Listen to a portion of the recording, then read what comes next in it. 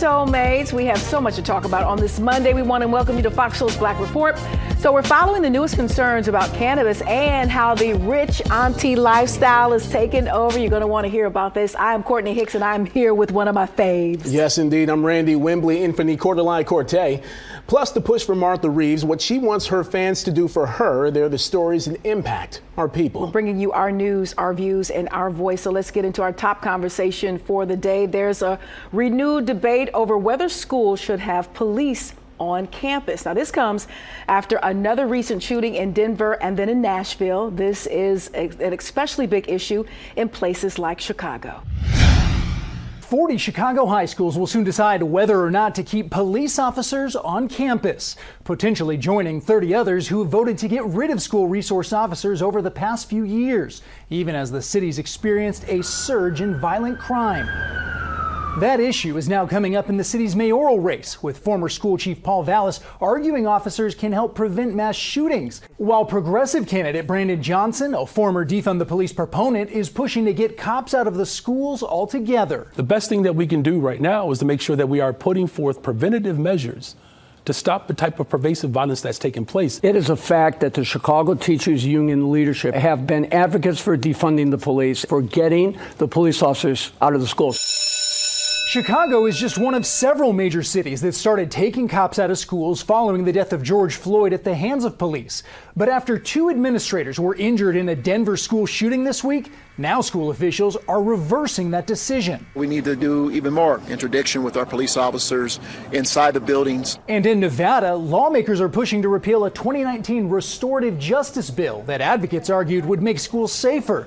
Governor Joe Lombardo says it's clear that progressive law has had the opposite effect. By looking at the data, we know that the increase in school violence is not an isolated issue. It's a statewide issue. So this is always interesting because whenever people talk about this issue, security, firearms, mass shootings, it's always a sort of either or proposal. Do we just bring in more police into the schools? Do we only address preventative measures and what have you? My thing is, how about both and? Yeah, you know, as Detroiters, we're very used to cops being in schools. That's always been a mainstay. So I'm not sure about, you know, this particular city, Detroit in particular. In other cities, I know there's actually a public school police. That's right. Police department that caters particularly to, you know, the public school system. I don't know, maybe we're going to have to entertain that, especially with these ongoing unfortunate school shootings. To have, you know, that presence in schools could be the answer, one of the solutions maybe? I think it's a multi-pronged approach. Yeah. You know, you had one of the mayoral candidates in Chicago talk about addressing root cause issues. That's great. Let's have that along with hardening schools, perhaps having security guards, officers, school resource officers in the school buildings to prevent a, say, active shooter, an active shooting situation. Yeah, one of the defense mechanisms, if you will, that should probably either be put or stay in place. That's it. Yeah. A former chef who appeared on Gordon Ramsay's show 24 Hours to Hell and Back has lost his restaurant and is now homeless. Clive Jackson sought help from Ramsay for his struggling Caribbean-style restaurant, the Brownstone Bistro, during the show's first season. Despite the new furniture and revamped menu, the restaurant could not stay afloat, and Jackson eventually became homeless, even living on LA's Skid Row. A GoFundMe campaign has been set up by Jackson's friend to help get him back on his feet with the goal of $50,000 and has raised over $44,000 so far. So hats off to all of those people who have been donating to help this guy get back on his feet. This is a incredibly unfortunate situation. It is. A lot of people haven't been able to navigate around the pandemic. And let's talk, you know, we can't forget about the folks who, we talk a lot about the folks who were able to either rebound or didn't lose track. But there are some who lost track and lost their footing and have not been able to regain it, such as a story like this, such a hard fall. I remember seeing him in those competitions. And to go from such success to such a hard drop, it's good to see that community, especially the GoFundMe community, coming together to help him out. And so maybe he can gain his footing because he is talented. Exactly. You know, as a chef, he is very talented. And you hate to see someone with that kind of gifting ability out on the street, especially an entrepreneur guy who was out there getting the bag on his own. That's right. Yeah. And he kind of fell through the cracks, if you will, especially when you think about the pandemic and how that impacted so many small businesses. Here's to hoping that he can get back on his feet. Absolutely. All right, now over to West Philadelphia, where a community is mourning the loss of an activist and how the unexpected passing of this community leader is hurting a neighborhood at a time where they need him the most. Let's take a look. He was a hero. He knew so many people. Basketball coach at West Philadelphia High School, Adrian Burke, knows the importance of giving every kid in his community someone to learn from and look up to. But he says no one understood that more than his close friend, Gene Lett. He was trying to make a change. He was trying to break the chain. He was trying to do something different. And I tell you, he died trying to do everything that he could possibly do for our community. Burke knew Lett from growing up at 55th and Christian Streets, what is now known as Christie Recreation Center. And it's where Lett went on to be president of the Advisory Council, coach basketball, and run numerous programs. A safe haven. He provided food, clothes, and rides for kids in the neighborhood. We stopped by a skills and drills clinic with local coaches and police in 2021, and he recently started Degree Chasers. We always had this saying, this is way bigger than basketball. You know, we trying to help these kids in their life. So our whole thing was trying to get these kids into college and they're getting them a degree. Sunday, that's where Lett played his final pickup game. Seen here on Instagram, he even scored the winning shot. After the game, he suddenly collapsed. I had his head, I'm just talking to him like, come on, man, get up. That's his home, man, that's his gym. I just feel like he's smiling down at us now. I think if he could have wrote it up, I think this is the way he would have wanted to go. At the recreation center, a place where he loved to be. Tributes poured in on social media. Philadelphia Police Captain Matthew Gillespie writing, he shaped generations of young people. Lett's close friends now encouraging men in the community to step up in his honor. Let's just start taking care of our kids and making sure the kids in our neighborhoods are doing the right thing. He's just like, no, this ain't going down. This is where I grew up. Like, no, you can come here, you're gonna be safe. And I just hope they just respect that and keep that going. It's gonna have to take a team effort, like everybody.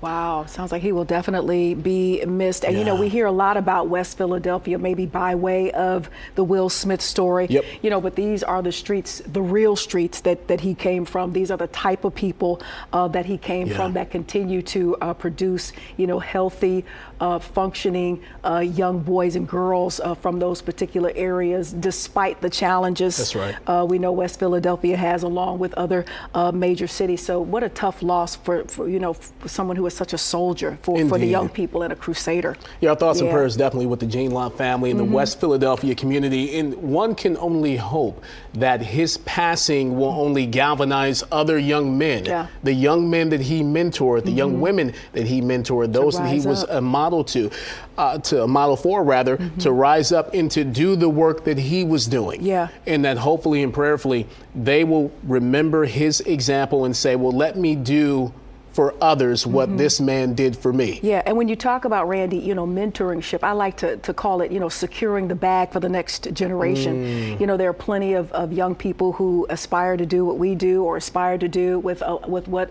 a lot of us soulmates do on a day-to-day basis. It might seem so mundane, but there's some young people, especially with the reach of social media, taking a look and seeing what you do, how you do it. They're mimicking, and a lot of them want to do what it is you do, and it is up to us to help secure their future. So again, such a tough loss there in West Philadelphia, and I love your point. You're hoping those men whose legacy they'll now live in will step up and continue that man's efforts. Yeah. Yeah. I'm confident that they will. Absolutely. Motown singer Martha Reeves is once again calling out around the world, hoping fans will help her secure the star on the Hollywood Walk of Fame that was supposed to be hers 2 years ago. The Dancing in the Street singer was selected by the Hollywood Chamber of Commerce back in 2021 after getting nominated by a former manager. And she was clearly honored, saying at the time, "My wildest dreams are coming true." But landing that star on the Walk of Fame is not free. It costs, get this, $55,000 for the hardware and ceremony. Now, Martha says her now former manager assured her the funding was secured, but that's not how it went down. Now her manager, Chris Rowe, has launched a public campaign to raise funding before the June deadline. Fans can donate by credit card or check, and details are available at the recently launched MarthaReeves.net. Randy, I love Mother Martha, Come on. but she is lifting the veil on how this Walk of Fame is really done. I thought it was more like, oh my God, this amazing career. I didn't know it was a money thing. Exactly. You would think that if you're being honored to have your name on the Hollywood Walk of Fame, that it's all covered. That, you know, the Hollywood Chamber of Commerce are going to cover this, and you just come out, you receive your flowers and what have you. And you have your moment in the sun on the Hollywood Walk. I had no idea it was about money. But it doesn't surprise me. Does it surprise you that it's about money? I'm thinking everything is about the money. Everything is about the bag. Everything is about the green. But here's to hoping that her many fans, not just here in Detroit, but really around the world, will heed the call. Pitch in and help her get her name on the Walk of Fame, because she certainly deserves it. And she's a treasure. She's a treasure when you talk about that whole Motown look and that whole Motown era. She was in the mix of it. Now, you know, fast forward, she might not be considered maybe like an A-list entertainer, like a lot of the ones we see who receive the Hollywood Walk of Fame, the star, and maybe someone has vouched for them and has paid for them in some kind of way. But I did not know it was that type of a process to where you have to have some ends to get the star. I'm curious what happened with the money that was allegedly there to fund and to secure her place on the Walk of Fame. So something seems... I know. I'm curious. Well, I'll leave it at that. I'm curious. Like you said, she has worldwide fans. Hopefully we'll all pull together and help her out here. She deserves it. All right, up next, the new and major concerns about cannabis. We'll tell you the shocking numbers as it relates to hospital visits when we return. You're watching Fox Soul's Black Report.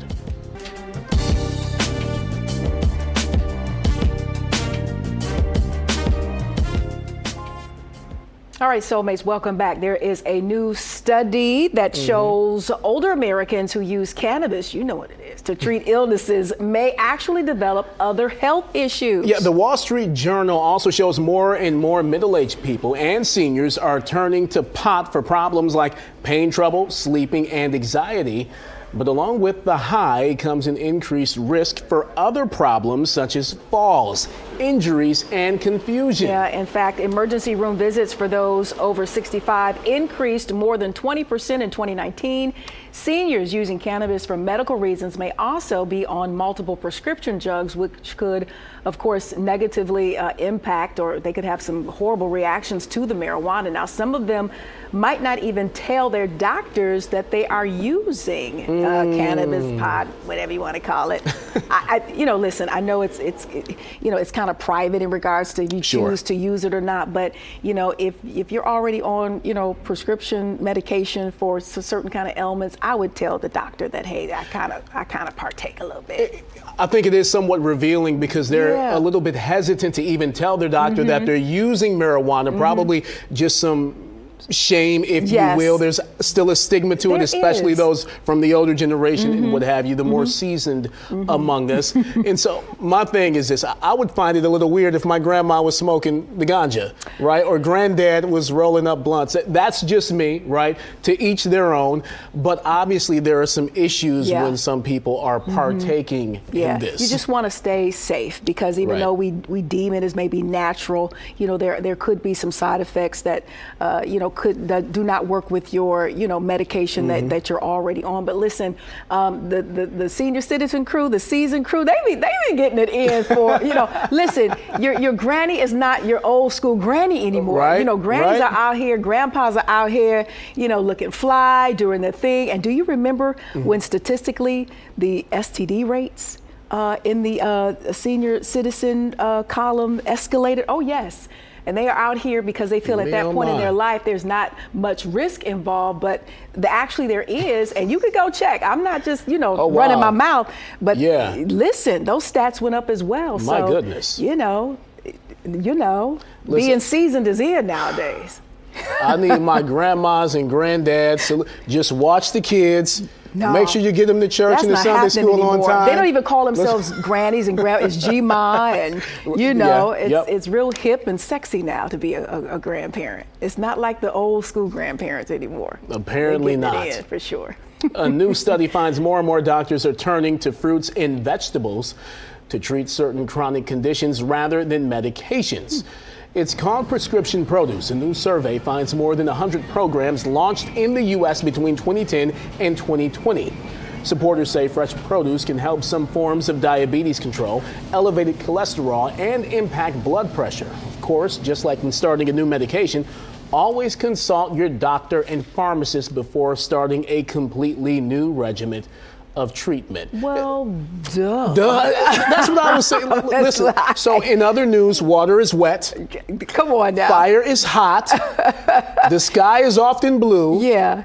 And fruits and vegetables are help. good for you. Yeah. Go figure. Yeah. But you know what? Nowadays, because our foods are so highly processed, sure, and it's imitation food, if you will. We were just talking not too long ago about chickens that are going to be grown in the lab. Yes. I guess, even though you read the story and you go, duh, I guess, you have to continue to push this kind of narrative so people can maybe plug back into what you really could use and what you really need to keep your body healthy, or to maybe reverse whatever condition you have. I believe in the natural doctors. You got to have sunlight. I struggle with my water intake, but sunlight, water, you got to rest, you got to get your sleep in, and of course your fruits and vegetables, or just stay away from the highly processed foods. Those are your natural doctors right there. Exactly. And my thing is, this should have been headline news, just encouraging more people to do this a long time ago, especially when you think about the pandemic, when you think about the impact that COVID-19 has had on the Black community, because we're racked with so many comorbidities and what have you. These things are game changers, but they're so simple at the same time. But the people who, police our food, the people who put all this nutritional information out there, and then society, we can't have it both ways. We can't say, this chicken shortage, so we're going to start growing chickens, in the lab, and then say, hey, eat your fruits and vegetables, and then the fruits and vegetables are being recalled because they're contaminated. I mean, you just can't have it both ways. We got to figure out how to clean up the system holistically. Sure. And so, whenever we go out to buy some spinach, that we don't die or get sick from it, because we're trying to be healthy, but the spinach is contaminated because there's so much going on, with all the chemicals and things like that. So we got to figure out some clarity and really find a way to make it beneficial for everybody if this is what they want us to do. This is what we should want to do. Yeah. And this is clearly a plug for more community gardens. You got a vacant lot, put a garden in there. That's right. Now, there's a local nonprofit here in Detroit working to help children and families shape their own futures. Fox 2 Detroit's Hillary Golston takes us to a town hall in Detroit where local leaders are finding their own solutions to some tough problems. The Congressional Commission on the Social Status of Black Men and Boys is a bipartisan commission to investigate potential civil rights violations affecting black males and study the disparities they experience in education, criminal justice, health, employment, fatherhood, mentorship, and violence. The gap is wide, and yes, maybe there's something lawmakers can do, but communities aren't waiting. They're finding their own solutions. Not everything is about politics and red and blue, black and white issues.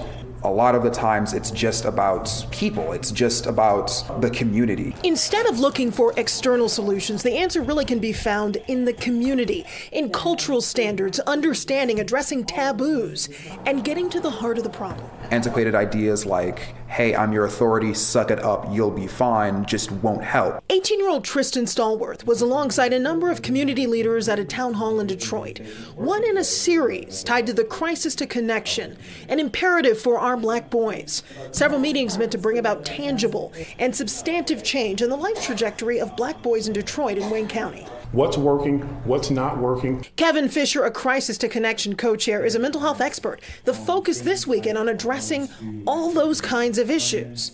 Unfortunately, I'm a parent who had a son was diagnosed with serious mental illness, and unfortunately, I lost my son to suicide. When I reached out for support, I never had a fear that if I was trying to get my son help, that I was going to get in trouble. We have to eliminate that stigma, that fear, that seeking help is going to somehow get us in trouble. It's just the opposite. They're connected with law enforcement, members of the justice system, and, of course, mental health professionals. They're continuing to add community input now to change lives, which they believe has an important ripple effect that we don't often acknowledge. At the end of the day, improving the quality of life in every community. We don't want this to be a study that ends up on a shelf somewhere that never bears fruit. Our intention when we initiated this imperative was to make this a real productive mission with outcomes. This is the first of several town halls. In the future, they'll be talking with community members about their experiences with law enforcement and the criminal justice system.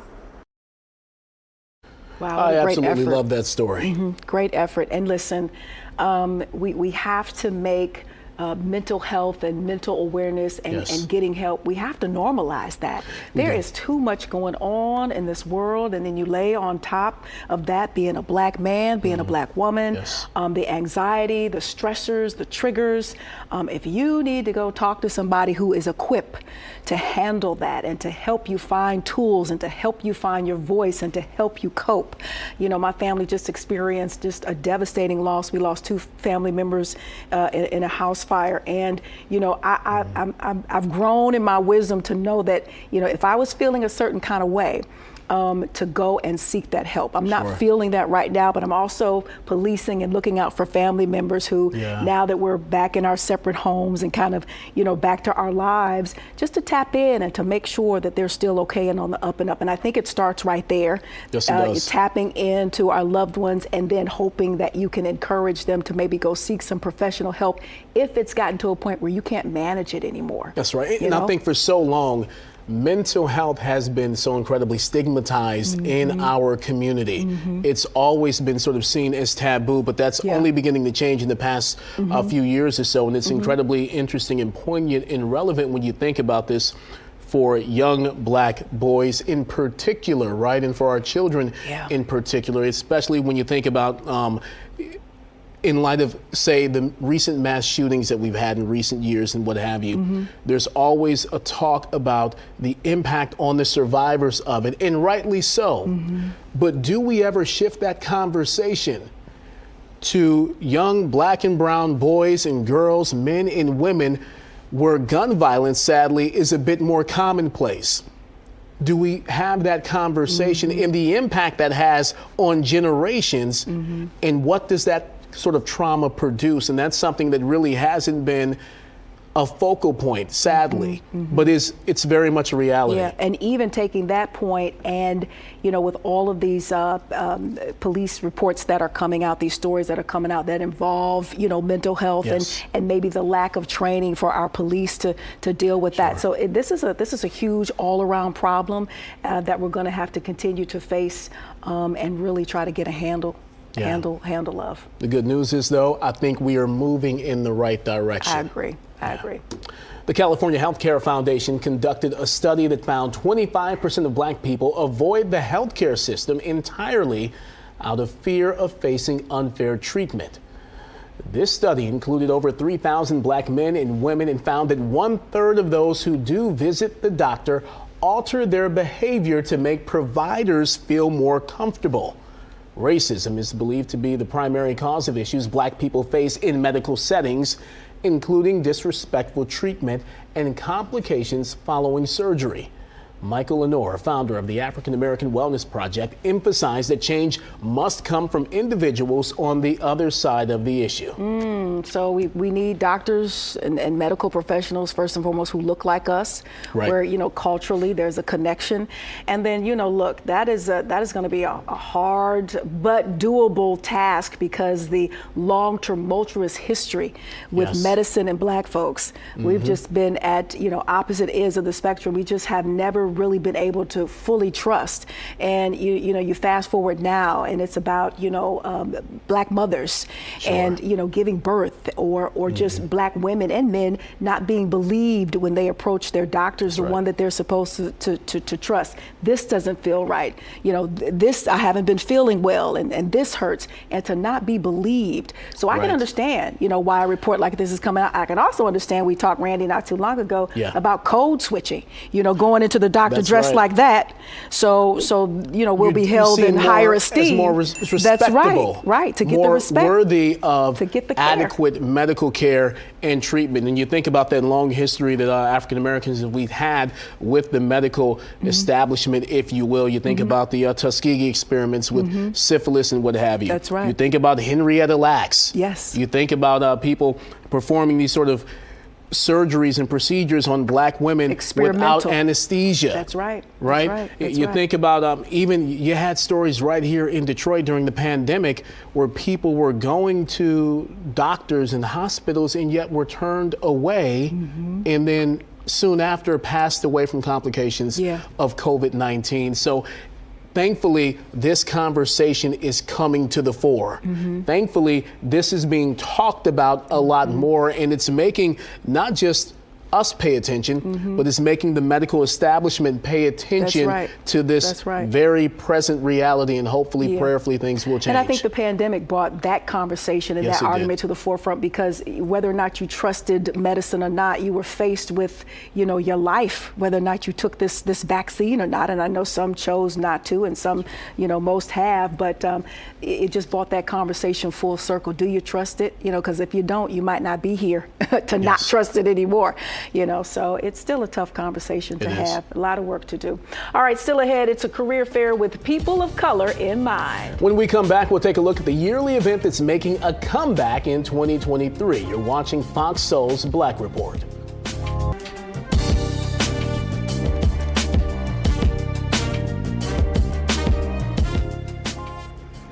Welcome back, Soulmates. Okay, let's travel to Virginia, where A. Benjamin Spencer is the first African-American to become the Dean of William and Mary Law School. That's in Williamsburg. Yeah, he's an expert in civil procedure in federal courts and has received numerous awards for his teaching and scholarship. Spencer's father was the first African-American chief judge in the U.S. District Court for the Eastern District of Virginia, and his grandfather was the first African-American professor at the University Notre Dame University. Yeah, that's congratulations to him. Yes, indeed. All righty, it is Women's History Month. That may be over, but here at Fox Soul, and especially on the Black Report, we are going to continue to look into the Black women experience. And today, Christelle Young explains the Rich Auntie Lifestyle. Now take notes, Randy. All right, okay, all right. A movement where women are choosing a child-free life.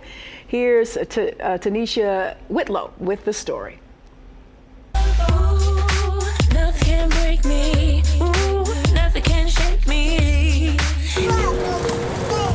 Young girls are often taught that a big part of being a woman is being a mother. Years ago, society swayed personal choices. Questioning the norm was uncommon. Now the concept of the rich auntie has emerged, and you don't have to be rich or be an aunt to be one. Rich aunties are women living a rich life, focusing on sources of joy that don't include building a family. Storytellers, grandmothers, composers. Rachel Gargle is founder of Rich Auntie Supreme. At 34, she's a confident woman who knows who she is and what she wants. My decision to be child-free, it was something that always felt true to me and felt natural to me. Having children just was not something that felt aspirational per se to me. Rich Auntie Supreme is inclusive of all women. For Rachel, creating it was personal. It came out of me saying, how can I take this stigmatized idea of not having children and make it into something as meaningful as it really is to me? And one of my favorite parts about not having children is that the lifestyle that I get to have. The travel, the perhaps disposable income that people might have, the space, my quiet mornings, my slow days. Rachel, who describes her life as full and rewarding, is also founder of the Loveland Foundation, which offers free access to mental health care for Black women and girls. And she's out with a new book titled A Renaissance of Our Own. The growing Rich Auntie lifestyle isn't just regional, it's national. Based in Phoenix, Unfertilized Eggs is an online community that empowers child-free women. And out of Chicago, Rich Auntie Energy is helping normalize the child-free lifestyle through its catchy merch that often sells out. The list of famous women choosing not to be moms includes Vivica Fox and Tracee Ellis Ross. For years, Oprah's acknowledged that her life would be very different if she'd become a mother. Having a child is no laughing matter, but don't tell that to comedian Jasmine Ellis. They would come up to me after shows and just be like, I don't understand why you don't want to be a mom, you know? Like, you're already fat. Why wouldn't you want to be a mom. As the stigma associated with being child-free slowly melts away, the conversation surrounding the Rich Auntie lifestyle grows. Recently, Essence Magazine published an article outlining how the Rich Auntie movement is empowering Black women who don't want kids. Turns out being patient, kind, loving, and nurturing are qualities that any woman can cultivate, whether she chooses to have children or not. Oh, interesting. Randy. Let me tell you, I've had Rich Auntie moments. Okay. I was always open to children. I just always wanted to be married. But I think the career popping around from city to city, you know, sometimes you got to sit your behind down somewhere and let somebody find you, you know, to want to wife you up, you know. It just happened later on.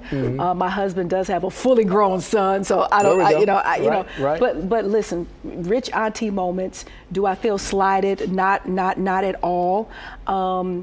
And you know, your life just takes on different kind of meanings. Sure. You know, when you're not a mom. I didn't plan not to be a mom, but it just kind of happened that way.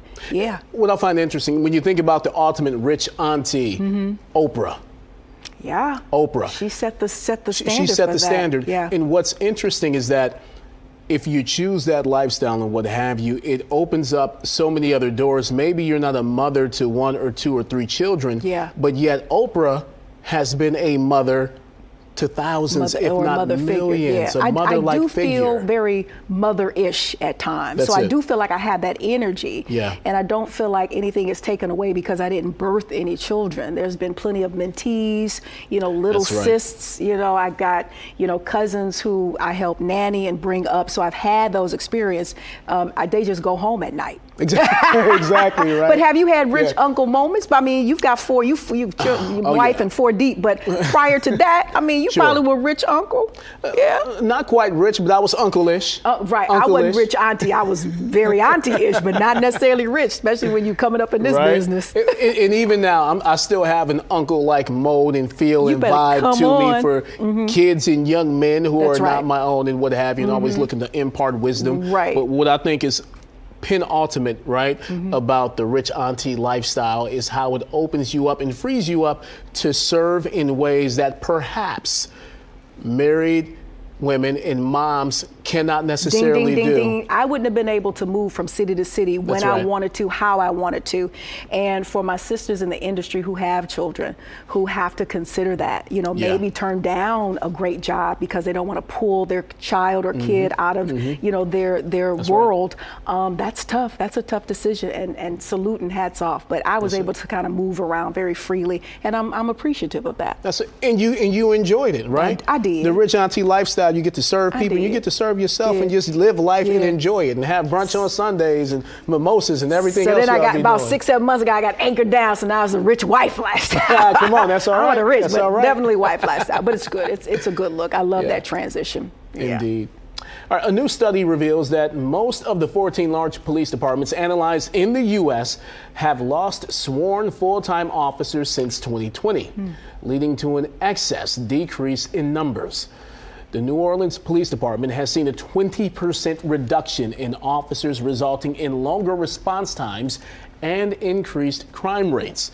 The NOPD is now hiring private contractors to handle non-injury car wrecks, freeing up officers for other duties. Although other departments are considering civilianizing some police work, implementation of these changes has proven difficult. A little scary here. I don't know about, you know, private companies. I'm concerned about the training. You know, that may be a little different in regards to what police encounter. I know they talked about traffic stops and things of that nature, but we know how complicated and complex and deadly traffic stops have become, especially for our soulmates. So I'm a little concerned about that. And also, you know, what areas of policing would you allow citizens to, you know, be a part of it? Is it more like civilian work at the desk, or, you know, if it involves, you know, kind of like this Crime Stopper kind of thing, vigilante kind of thing, I'm wondering how they're going to police that, because that can get really scary, and people start to, you know, overstep their boundaries because they're not, you know, up on policy and procedure and things like that. Properly trained and things of that nature. And it's interesting in that piece, you talk about civilianizing certain aspects of police work. And it's interesting because that was somewhat the argument for defunding the police and what have you, allowing police not to focus on some of these more, I don't want to call it minuscule, but for lack of a better term, minuscule aspects of their job so that they can focus on the more major issues and actual crime prevention and stopping crime and investigatory work and what have you. And so we were just talking about mental health services and things of that nature and what have you. And many officers will tell you, I'm not necessarily equipped to deal with that. Why don't we have someone else shouldering that particular burden so I can focus on what I was actually trained to do? And so it's interesting that this decrease in police officers is leading to this sort of reinventing and reimagining. I think it's a good work. start. The conversation is a good start, but you are going to have to get deep in the weeds to figure this one out, because that report right there for me was a little scary in regards to the elements that were mentioned. For sure. Especially with increased crime. I know, exactly. All right, so let's go over Soulmates to Minnesota. A special career fair is being held to help those in need of work since the pandemic. But the focus is on groups that haven't always been given a fair shot. And here's more on the People of Color Career Fair. I'm out today just trying to find a new career. Jaquita Whittington is turning over a new leaf when it comes to work. I've worked in the field for over 30 years dealing with children and adolescents in the foster care and adoption. Recently laid off from her job as a mental health advocate, she's looking for an employer who can bring out her best. Someone who's enthusiastic and can motivate me to do the best that I can be as a therapist or an advocate.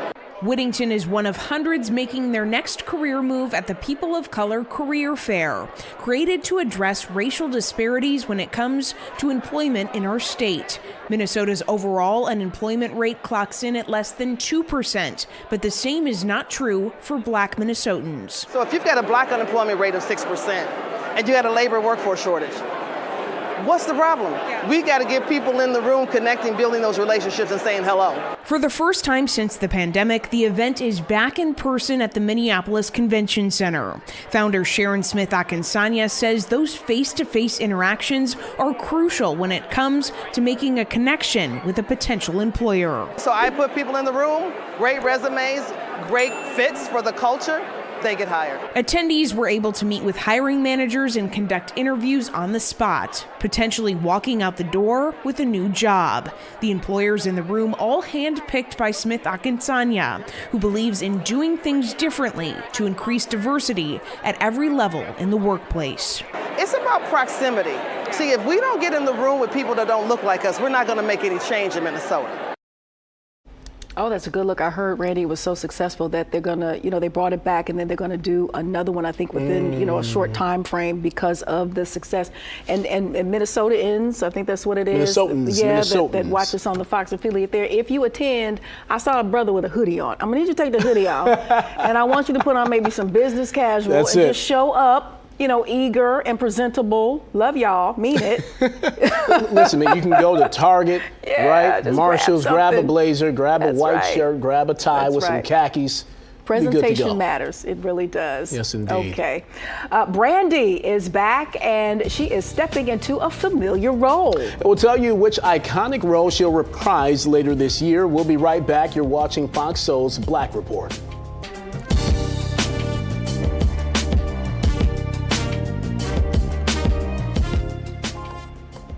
Welcome back. Talk about a blast from the past. Disney Plus has given fans a first look at Brandy as she steps back into her glass slippers to play Cinderella once again. Brandy first played the princess in 1997's Rodgers and Hammerstein Cinderella opposite Whitney Houston with Whoopi Goldberg and Bernadette Peters. The film has a special place in many fans' hearts and was groundbreaking at the time for its diverse casting. But despite the popularity of Brandy's Cinderella, the film did not arrive on Disney Plus until 2021. Shocking, really. In a video posted to Disney Twitter account, Brandy is seen on set as Cinderella alongside Paolo Let's get it. Montalban. Paolo Montalban, yes, sir. Who also played Prince Charming in the 1997 movie. This is great to see. Yes, a great it is. reunion there. Yeah. What a classic. I mean, nobody, after Cinderella was done like this, you couldn't unsee Cinderella any other way. That's right. You know, Whitney, Whoopi, Brandy. Exactly. Listen, it was amazing. Yes, it was. And it's really cool to see them brought back, or at least Brandy and Prince Charming. I'm just going to call the man Prince Charming. Paolo Montalban. I'm not even going to try it. But it's really cool to see them reprise these roles and what have you. And you get to see them doggone near 20 years later. No, more than 20 years More than later. 20 years later. We're talking 97. And then for that to be in the same space as the release of the new version of The Little Mermaid with Haley, I believe her name is Bailey. Yes. It's just a wonderful look. It speaks to the continued effort to be and stay diverse, and that we can be anything. There can be black mermaids. Cinderella can be black. Cinderella can be purple. Just include everybody in the storyline because the story applies. That's right. The story applies to everybody. All right, one of my favorite groups, Tony. That's a brother and two cousins, two brothers and a cousin. Is it? Yeah, you didn't know that? I didn't know that. Raphael Sadiq announces the long-awaited Tony tour. The announcement came by way of IG from members Raphael Sadiq, Dwayne Wiggins, and Timothy Christian Riley that read, Raphael Sadiq revisits Tony, Just Me and You Tour 2023 with an influx of fans including John Legend, Questlove, Carrie Hilson, Common, Bud B, commenting about their excitement on Sadiq's post.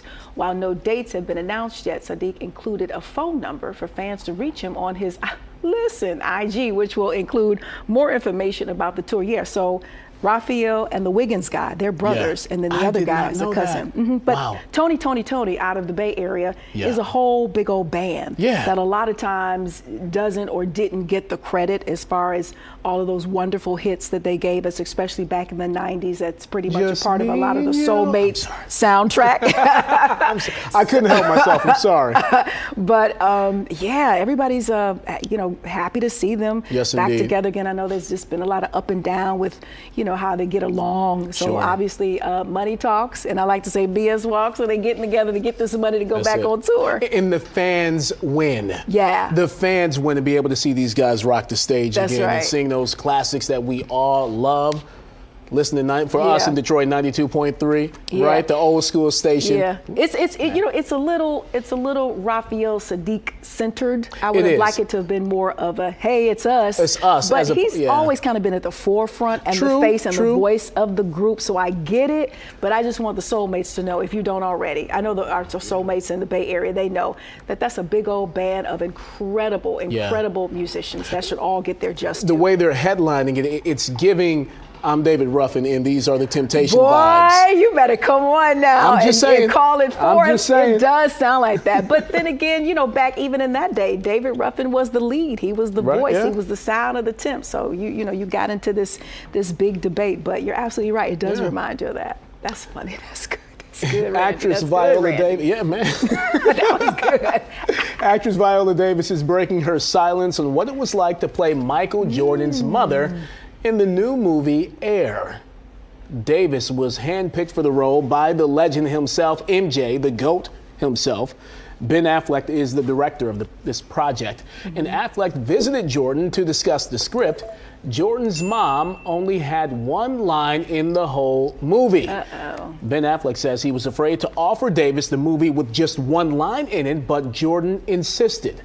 Davis says that's when we learned about the decision. She says, quote, "You're flattered at first, the next second is pressure." Aww. Air debuts this week. I'm sure Lady Viola Davis will do an amazing job. I'm looking forward to seeing this one. But I'm confused because I was looking at some of the clips and she seemed to be, having more than one line. It seemed to be in a couple of scenes. Right? Exactly, so maybe it was just short-lived, because she's, A-list and she carries, most times she carries the whole movie. So maybe it was just the whole point that she was just in a fraction of it. Right. I can understand Ben Affleck's trepidation with approaching someone of the stature of like Viola Davis. Say, hey, I want you to do this movie. but right. you just got one line. And I wonder how much she got paid to do, one scene or one line, because that's still A-list. It's still, you got SAG-AFTRA, and if you say one word, you getting paid a certain scale. I wonder how much she got paid for that. I'm curious too. I want to know, Lady Viola. But what MJ wants, MJ gets. You best believe that. All right, this man gets what he wants too. A former producer for Jay-Z says he has a song featuring Jay-Z with Michael Jackson, but he can't find it. He couldn't find it. Producer Just Blaze has confirmed that a version of Jay-Z's 2001 hit Girls, Girls, Girls, I was about to sing it myself. I was like, oh, wait a minute, we ain't paid for it, featuring Michael Jackson exists, but that the recordings were lost for 2 decades. That's 20 years, y'all. Just Blaze, who produced the track, made the revelation, the discovery during an appearance on the latest episode of the Bloomberg original series Idea Generation. Blaze said he found the Jackson version while searching his computer a couple of years back. A lot of people had downtime because of the pandemic, and he just casually in his bag and found this remix with MJ on it. And it's interesting because he said it was always like an urban legend. Hey, MJ did some vocals for Jay's Girls, Girls, Girls. And it's like, what? Yeah, MJ didn't do that. Right. MJ didn't. And sure enough, he was, because I was listening to that episode of it, he was on the computer and said, he was looking around and said, wait, MJ vocals. But how does that get lost like that? Did he talk? How does something like that get lost? Especially after the death of Michael Jackson. I would have been searching high and low, calling in computer experts to find all kind of files and all kinds to find that. Yeah. So listen, I want to hear it. I was just going to say, I wonder if they're going to clean it up. They got to drop it, and it's just going to add. Jay-Z's already upped his ante. He's a 2.5 billionaire, and let me tell you, he'll be off the charts if that one hits. Exactly. Listen, all day. Me oh my. All right, up next, it's the color of wellness in our favorite segment. Randy, we call it Black Excellence. All right, we'll introduce you to the nurse who is using her skills to empower Black patients to seek treatment. Black Excellent time. You know the business, soulmates. Welcome back to FOXSOUL's Black Report. There's a new magazine composed by Black healthcare professionals to inform our community about the medical advice that we need the most. Yeah, the Black woman at the head of it is Michelle Green Rhodes, and she wants to make sure we are all familiar with the color of wellness. COVID-19 was life-changing for so many. For Michelle Green Rhodes, it was an opportunity to use her skills and background for a greater cause. I pivoted that love for writing into something more useful. I wanted something bigger because during the pandemic we saw massive amount of people dying. Especially among African Americans who died at higher rates than other groups. A CDC report noted access to health care as one of the risk factors, something she saw firsthand during her more than 25 years working as a nurse. I was an insurance nurse, so I saw end stage this, stage 4 that, chronic disease this, in most times African Americans. So I wanted something that could help. That's how the Color of Wellness came to life.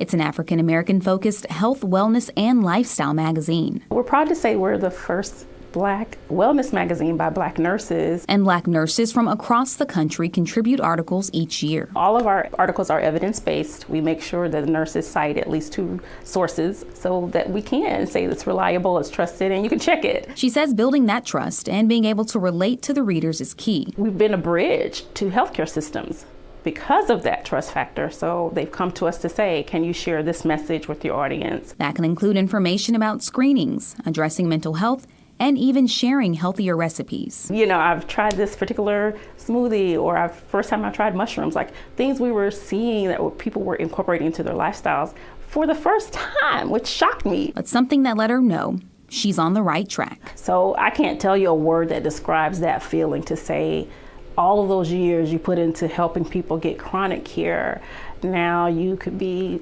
extending a life. Very cool. We were talking, towards the top of the show about the lack of trust with the Black community and medicine, and maybe, advocates like this, folks like this could be, a vessel, publications like this can be that vessel or that voice to come back to the Black community and say, hey, we've talked to these folks, and this is good. You can trust this. I like Bingo. that aspect of this effort here. Hats off to Michelle for just the work that she's doing in addressing such a critical need within our community. And I just love that, to see folks from within helping and serving and bridging the gap and meeting the needs that we have within our community. It's just that grassroots sort of work, if you will. And then personally, for her to just redirect her life and for it to be a complete life of service and giving of yourself, you know, and she followed this calling and what I like to call now a ministry. You know, that's something to be said as well, because sometimes we are redirected, and if you don't have like this selfless kind of an attitude or nature about you or disposition about you, sometimes you miss out on that calling because it's all about me, and what I want to do. So just a selfless effort to say, hey, this is what I want to do, and I want to help, you know, our people better our situation with the medical field. So hats off to her. Black excellence. The beautiful thing about that is so many people are going to benefit from the work that she is doing. Yeah. So may her tribe increase. May she get all of the funding that she needs. And press and all media coverage and so on and so forth. Absolutely. All right, for the full rundown on today's show and stories like the one we just talked about, you can access Fox Soul's video on demand on any of our partners. You can even access past shows and other Black-centered content. Don't forget, Soulmates, you can download the Fox Soul app. It is absolutely free. Randy Wembley, one of Detroit's finest. Oh, it's been a pleasure. You are one of my faves. Been watching you for about a decade. He's been at this for a decade. One of Detroit's finest, and the way you go about curating and layering in a story and bringing it to us, you're just appreciated. You Courtney, really are. You are too kind, and I appreciate you so much. God bless you. The truth. All right, I'm Courtney Hicks. I'm Randy Wembley. Thanks so much for joining us. You're watching Fox Soul's Black Report. Have a good one. Stay safe. We'll see you soon.